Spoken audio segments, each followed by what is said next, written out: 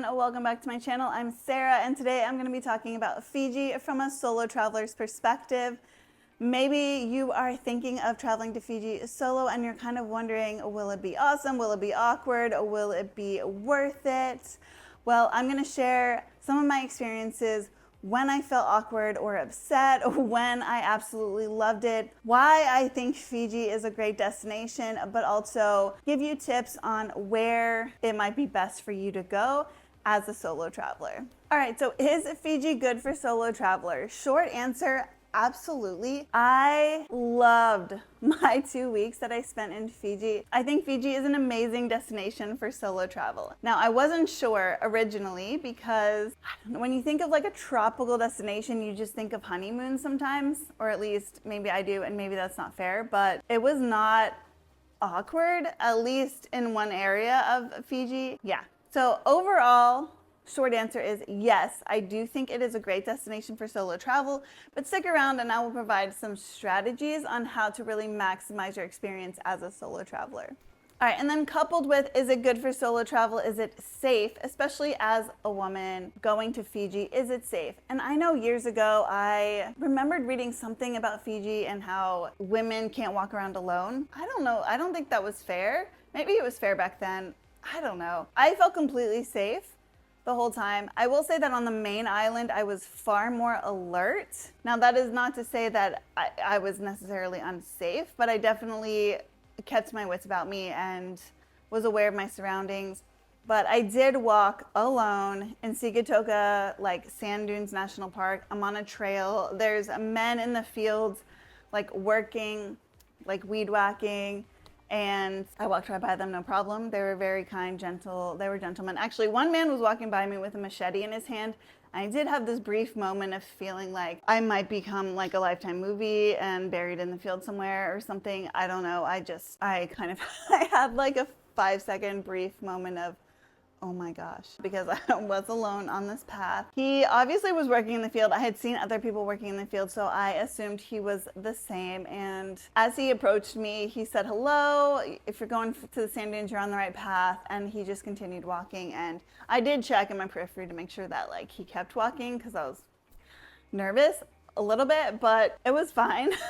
So if I survived walking by a man with a machete and I was all alone in a field, I would say Fiji's pretty safe. That's not to say that you shouldn't be aware of your surroundings or considerate of the culture, but I think you'll be fine. Now, that is on the main island. In the Yasawa Islands, I didn't think twice about anything. Like, I honestly was chilling. So yeah, I felt completely fine in the Yasawa Islands. If I was to do it again, I would skip the main island anyways. So if you're a woman, I would just not put as much concern on the main island. And I personally would just go to outer islands. But it is something worth noting in terms of how many people are around you and kind of where you are, and just kind of keep your common sense intact, you know, like anywhere that you go. Just be aware. But I will say that overall I felt very safe, minus the one moment where my mind ran away with me for a hot second. But in the end, obviously, I'm here to tell the tale. So. The awkward moment for me happened on the main island. And I will say that one of the biggest differences between the Yasawa Islands in particular versus the main island is that resorts have dorms. Now, not every resort has a dorm, and I'll get more to that later. But all of the resorts I stayed on had dorms. So they had solo travelers, they had couples, they had families. The full spectrum of types of travelers existed on those resorts. Whereas on the main island, you have hostels or you have resorts. Now, I stayed on Natadola Beach because I wanted to take beginner surf lessons. And so there's 2 hotel options. I stayed on the cheaper one because I'm cheap. Especially when it comes to a room or a bed, I would rather pay less and pay more for an experience. I've always been like that. I don't know, maybe one day it'll switch and I'll be like a luxury traveler, but right now I would rather pay for experience. So I stayed in the cheaper resort, and they were not used to solo travelers, I can tell you straight up. Whereas in the Yasawa Islands, solo travelers stayed in the dorms, they stayed in private rooms with shared bathrooms, or they stayed in beachside villas. They stayed wherever they wanted, and they still were welcome. You know, they were not the only solo traveler. They weren't just one solo traveler among all these couples or all these families. It was the full spectrum. It was solo travelers, families, and couples. And honestly, I loved that. I loved that we kind of all belonged. Yeah, in the Yasawa Islands, I think it's just made for a solo traveling, and it's just made for a much better experience. Whereas on the main island, you're gonna wanna stay in a hostel if you're a solo traveler to not feel so exposed. Because even at a cheap resort, they ain't gonna know what to do with you. Okay, and real quick, why I loved the Yasawa Islands so much, which I kind of touched on already, is the resorts that have dorms are just going to be more welcoming for solo tourists, and they expect us, you know, because they literally make a place for solo travelers. This is awesome because you do not have to stay in a dorm to still feel welcome at the resort. At Blue Lagoon, for instance, which I will be doing reviews on all 3 of the resorts that I stayed at, but spoiler, Blue Lagoon was my favorite resort experience. And one of the reasons was like breakfast and lunch, they'll ask you as a solo traveler if you want to be seated with other solo travelers. First, I loved it that they asked, because maybe I don't want to sit with other people. Maybe I'm feeling introverted. Maybe I just don't want to. But I loved it that they asked and gave you the option. I always said yes. At the table of solo travelers, there were those of us in the dorms, there were those of us in a private room with a shared bathroom room situation, and there was even people in like the beachside villas who were traveling solo, and we all felt welcome at this resort. And I think that is so incredible. And on top of that, the resort had families, it had couples, and we all enjoyed our time here, and we all felt like we were given the same experience and service and care, and I loved it. I just think as a solo traveler in the Yasawa Islands, you're gonna have an amazing experience. If you choose a luxury resort that doesn't have a dorm option, you might be the only solo traveler there with couples, families. But if you choose a resort that has a dorm option, even if you don't stay in the dorms, like you don't even have to stay in the dorms, but if you just choose a resort with that option, then you will for sure not be the only solo traveler. And I think for me, I just never felt unwelcomed in that environment as a solo traveler. So definitely consider resorts with dorms regardless of if you stay in the dorm or not. And then in terms of budget of the Yasawa Islands, I did read a review where this guy said he felt scammed because of the Yasawa Islands. And I can understand if you're a solo traveler who may be like traveling the world and you're going to Fiji and you want to continue kind of solo traveling on this super tight budget, the Yasawa Islands probably isn't for you. It is more structured for tourism, and as a result, I think the prices probably are a little bit higher. Now, considering how much it would cost to go to some of the Caribbean islands and the like, I actually thought it was a really good deal. But granted, if you're used to kind of surviving on peanut butter and jelly sandwiches and like roughing it in the dorms, then the Yasawa Islands will definitely be sticker shock for you. And 2 main reasons. 1, the ferry is not super cheap. It's not, I mean, it's not the craziest price, but it's definitely not cheap.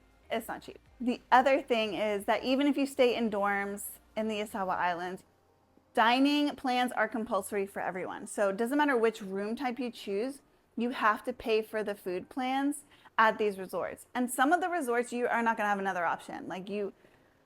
Some resorts are the only resort on the entire island. So I don't know, what are you gonna fish for your meal? I don't know.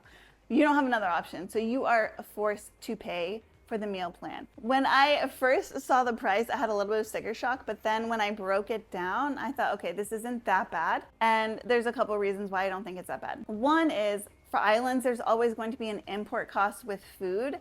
And Yasawa Islands, you have Fiji, which is probably importing some food as it is, and then you're talking about like getting that food then to the Yasawa Islands. So there's a lot of logistics just to get the food out there. The other thing is when I break it down, so like the most expensive food I had was at Blue Lagoon. That was $80 US per day, thereabouts. And then the other 2, I think were around 60, 65, somewhere in that range. And obviously it depends on exchange rates at the time, but that is basically around what I paid. Blue Lagoon would be broken down into basically $26 per meal. If I went to a nice place for breakfast, lunch, and dinner in the US, that is what I'd be paying after I'm paying for tips and all of that. So, I mean, it's not that surprising, right? And I got like a good amount of food really at each meal. And then dinner at Blue Lagoon was a 3-course meal. It was beautiful, very well, like high quality. I had options for my appetizer, options for my main, and then options for dessert. And it was this beautiful 3-course meal.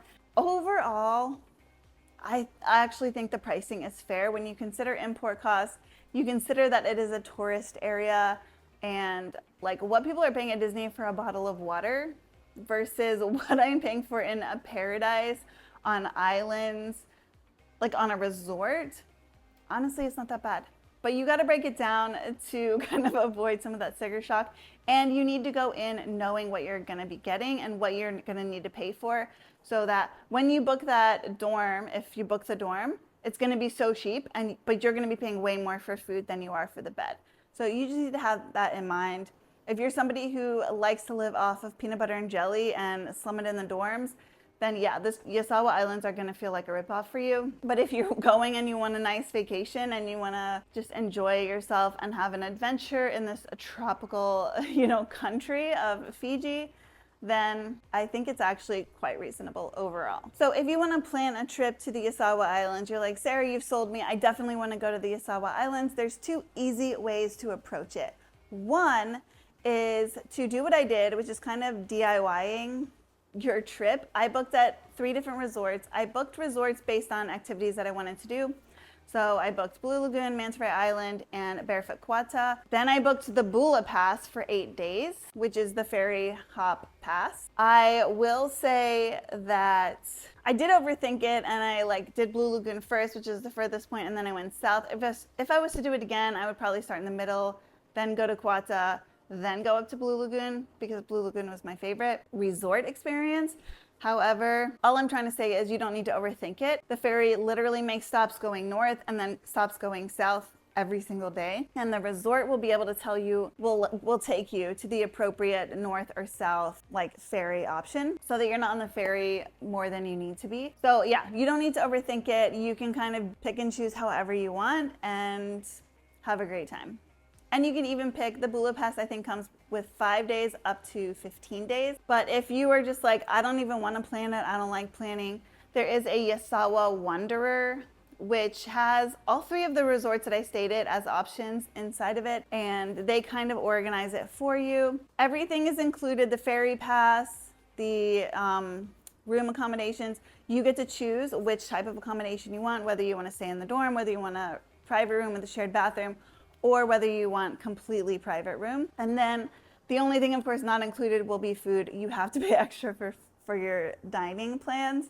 And then even some of the resorts have included with it in the price the tours. If for some reason you DIY it like I did, the tour prices are not exorbitant, so it won't matter either way. But I'm just saying, with this Yasawa Wanderer package, some of the tours are actually included in the price. Overall, they do it for you and you get a great experience. All right, well, if you found this video helpful, please hit that subscribe button.